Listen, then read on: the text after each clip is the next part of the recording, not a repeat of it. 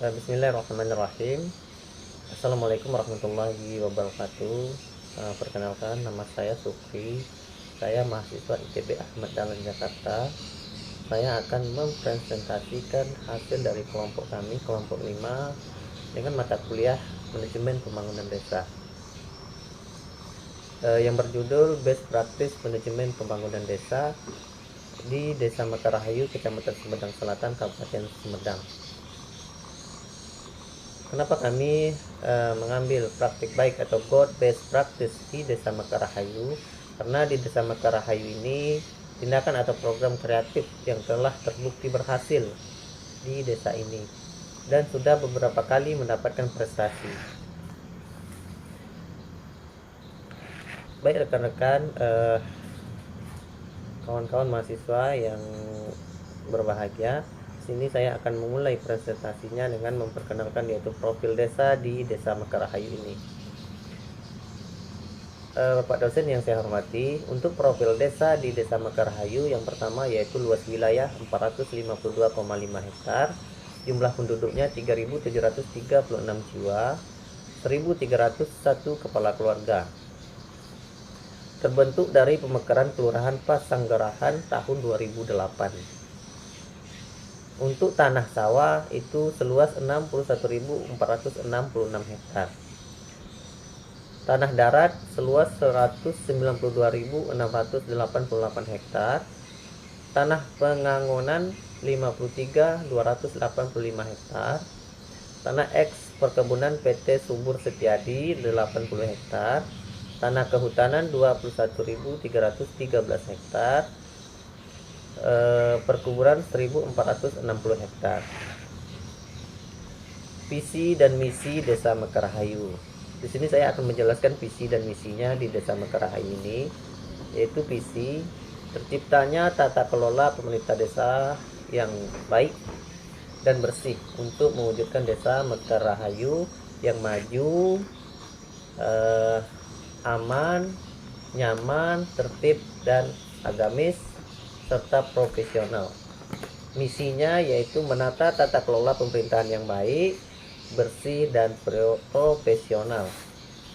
Yang kedua, meningkatkan kualitas sumber daya manusia atau SDM berbasis ajaran agama, budaya, ilmu pengetahuan, dan teknologi. Mewujudkan sistem usaha mandiri melalui program pengembangan badan usaha milik desa atau lebih disingkat BUM Desa. Dan yang keempat, mewujudkan pemberdayaan ekonomi kerakyatan. Itulah tadi visi dan misinya untuk di Desa Mekarrahayu ini. Di dalam penerapan manajemen pembangunan desa di Desa Mekarrahayu telah menerapkan 7 prinsip manajemen pemerintahannya. Jadi 7 prinsip ini dalam manajemen pembangunan di Desa Mekarrahayu itu sudah modern. Yang pertama, planning atau perencanaan.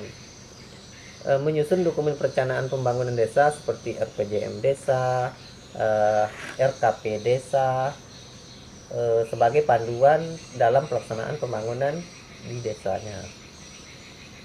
Yang kedua, organizing atau pengorganisasian. Dalam pengorganisasian, merancang struktur pelaksana kegiatan dalam pelaksanaan pembangunan di desa dengan mengoptimalkan peran kelembagaan. Yang ketiga, staffing atau kepegawaiannya. Dalam merekrut sumber daya manusia dari masyarakat untuk merealisasikan kegiatan yang tercantum dalam dokumen perencanaan. Artinya dia merekrut SDM-nya itu harus bisa merealisasikan kegiatan yang tercantum dalam dokumen perencanaannya seperti RPJM desa dan RKP desa. Yang keempat, directing atau pengarahan. Mengarahkan, memotivasi, dan membimbing staf agar dapat bekerja sesuai tujuan organisasi. Yang kelima, coordinating atau koordinasi. Melakukan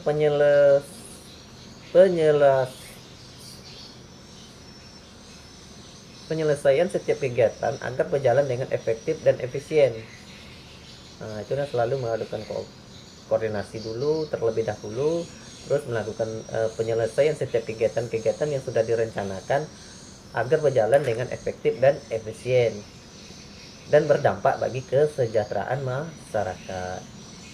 Yang keenam, reporting atau pelaporan.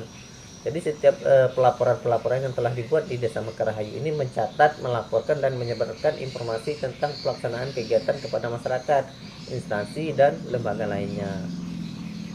Yang ketujuh, budgeting atau penganggaran. Pengelolaan keuangan yang transparan dan akuntabel yang tertuang dalam penyusunan APBD. Jadi setiap pengelolaan keuangan yang dikelola di Desa Mekarrahayu ini selalu transparan dan akuntabel. Jadi selalu dipaparkan dalam papan perencanaan atau APBD transparannya melalui namanya seperti baleho transparan APBD, transparan realisasi kegiatan, adalah salah satu contohnya. Di sini saya akan menjelaskan tentang 7 penerapan manajemen pembangunan desa tadi di Desa Mekarrahayu ini. Yang pertama tadi yaitu perencanaan pembangunan di desanya. Dalam perencanaan pembangunan di Desa Mekarrahayu, mereka selalu menerapkan yang pertama musyawarah desa berbasis data dan partisipatif. Yang kedua, program sesuai potensi lokal seperti pertanian, wisata, sumber daya manusianya. Yang ketiga, inovasi unggulan.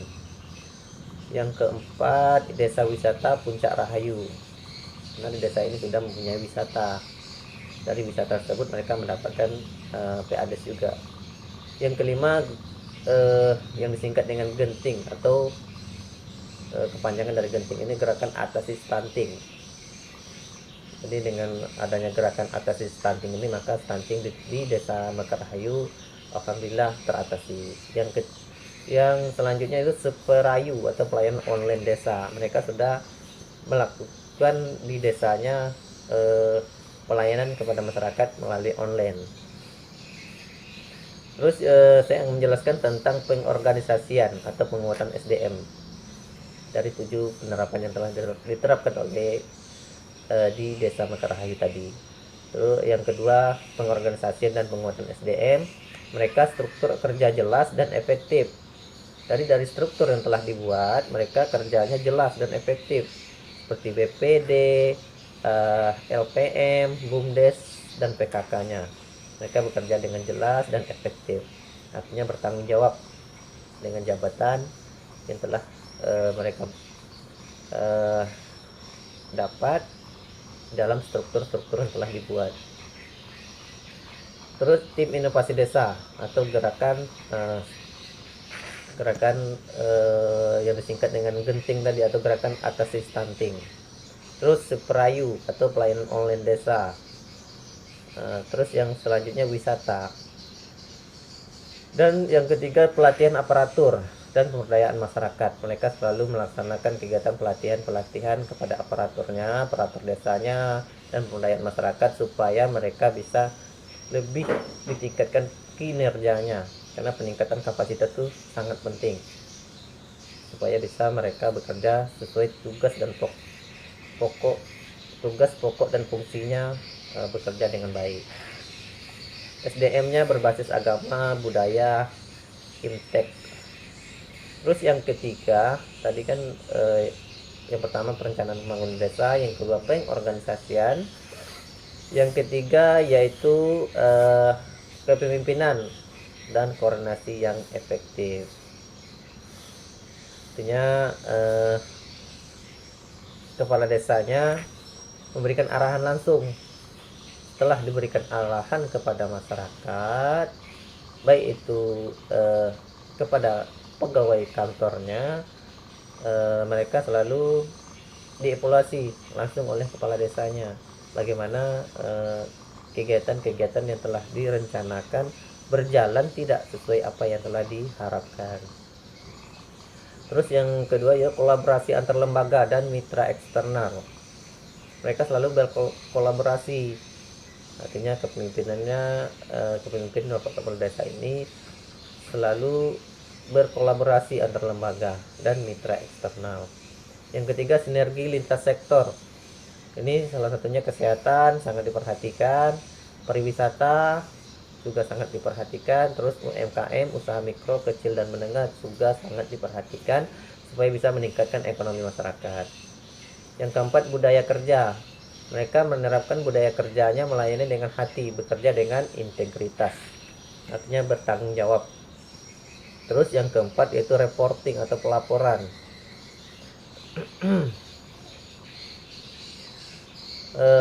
Laporan mereka ini, mereka sistem pelapornya berbasis Siferayu atau digital, atau lebih kita kenal dengan sistem online. Jadi pelaporan mereka itu online semua. Yang kedua, sistem pengelolaan berbasis online seperti Siscodes. Sistem keuangan desa mereka sudah online, artinya terhubung melalui online, langsung bisa dilihat di Siscodes, baik itu tingkat kabupaten maupun tingkat provinsi. Yang ketiga yaitu papan informasi publik keuangan desa. Inilah salah satunya papan informasi publik ini sangat diwajibkan di setiap desa, harus ada transparansi APBD maupun transparansi realisasi APBD dalam 1 tahun. Terus audit mereka terbuka dan laporan periodik. Jadi mereka itu melakukan audit terbuka tanpa ada yang ditutup-tutupi. Dan selanjutnya dampak penerapan manajemen yang baik. Nah, dari dampak penerapan manajemen yang baik ini mereka bisa terwujudnya visi dan tata kelola pemerintahan yang bersih di Desa Mekrahayu ini. Nah, karena manajemennya yang baik, maka bisa mendapatkan praktik baik yang bisa dipraktikkan di desa kita. Yang kedua, SDM profesional dan religius. SDM-nya, masyarakatnya SDM-nya profesional dan religius. Yang ketiga, ekonomi masyarakat meningkat melalui wisata dan BUMDes. Jadi di sini di wisata ini juga mereka bisa mendapatkan peningkatan ekonomi, lapangan pekerjaan mereka dapat, PADES mereka dapat, BUMDesnya juga berjalan aktif, mendapatkan PADES juga di desa tersebut. Yang keempat, dari dampak penerapan manajemen yang baik ini, partisipasi dan kepercayaan publik meningkat. Terus di Desa Mekrahayu ini mendapatkan prestasi seperti apa yang telah saya katakan dari awal tadi. Prestasi Desa Mekrahayu ini salah satunya PBB lunas 100%. Nah, jadi antusias masyarakat itu untuk membayar PBB sangat baik. Jadi PBB-nya lunas 100%. Alhamdulillah. Yang kedua, mereka mendapatkan prestasi desa anti korupsi. Artinya setelah dilakukan pemeriksaan audit, baik itu inspektorat, BPKP atau lembaga yang lainnya, mereka mendapatkan desa anti korupsi, prestasi dari pemeriksa tersebut. Dan selanjutnya desa ramah antar tingkat provinsi, mereka mendapatkan prestasi juga. Desa mereka termasuk desa yang ramah, itu di tingkat provinsi. Yang keempat, pengelolaan keuangan terbaik peringkat 3. Artinya pengelolaan keuangan mereka itu sangat baik sehingga dapat peringkat ketiga. Nah, ini sulit biasanya didapatkan di setiap desa kalau tidak pengelolaan keuangannya selalu terbuka dan transparan serta akuntabel. Yang selanjutnya, anugerah Gapura Sri Baduga atau lomba desa, mereka juga mendapatkan prestasi tentang anugerah Gapura Sri Baduga, itu lomba desa. Selanjutnya, meningkatkan kesejahteraan dan kemandirian masyarakat. Desa Mekrahayu mereka membuat program Jitu Rahayu atau memperkuat solidaritas sosial. Yang selanjutnya, lapangan kerja baru dari wisata. Seperti yang saya katakan tadi, mereka mendapatkan lapangan kerja baru. Jadi mana yang tidak ada pekerjaan, masyarakatnya mendapatkan pekerjaan dari wisata. Dan juga ada usaha hidroponik. Terus UMKM-nya bertumbuh dan produktif. Masyarakatnya yang punya UMKM, usaha mikro, kecil dan menengah, tumbuh dan produktif. Yang selanjutnya, masyarakat semakin sejahtera dan berdaya. Nah, itulah salah satu meningkatkan kesejahteraan dan kemandirian masyarakat dari program-program yang dibuat di Desa Mekrahayu ini. Jadi Desa Mekrahayu ini desa mantap dan teladan. Jadi di sini penerapan manajemen pembangunan desanya secara profesional menjadikan Desa Mekrahayu sebagai contoh nyata atau best practice dalam salah satunya good governance, inovasi pemberdayaan, transparansi keuangan, peningkatan kesejahteraan masyarakatnya. Terus kawasan wisata. kawasan wisatanya di Desa Mekarrahayu salah satunya yaitu Puncak Rahayu. Di situ ada potensi alam. Dalam potensi alam itu kekayaan sumber daya alam dan budaya yang dieksploitasi sebagai objek dan daya tarik wisata. Yang kedua, peningkatan ekonomi. Diharapkan dapat meningkatkan perekonomian warga masyarakat dari wisata Puncak Rahayu. Yang selanjutnya, keunggulan pariwisata. Di sini dari pariwisata ini mereka sangat diunggulkan karena di situ ada anggur, jeruk, durian, landscape alam yang indah, budaya lokal yang masih terjaga. Artinya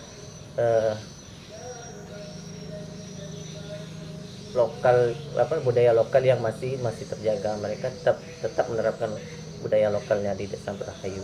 Jadi dari ekonomi masyarakat di sini sudah ada salah satu percontohan yang bisa kita terapkan di desa kita yang sudah berhasil. Salah satunya kelompok ternak. Kelompok ternak di Desa Mekarrahayu berhasil, terus pertaniannya berhasil, koperasi Desa Merah Putihnya berhasil, ada dan sudah berjalan. Terus selanjutnya yaitu BUMDes. BUMDesnya juga berjalan seperti apa yang saya katakan tadi. Mereka mendapatkan PADes dari BUMDes tersebut, sehingga mereka artinya bisa meningkatkan kesejahteraan masyarakatnya. Terus ada usaha hidroponik.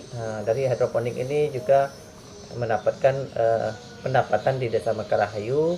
Terus ada namanya SPPG atau MBG. MBG-nya juga sudah berjalan, alhamdulillah.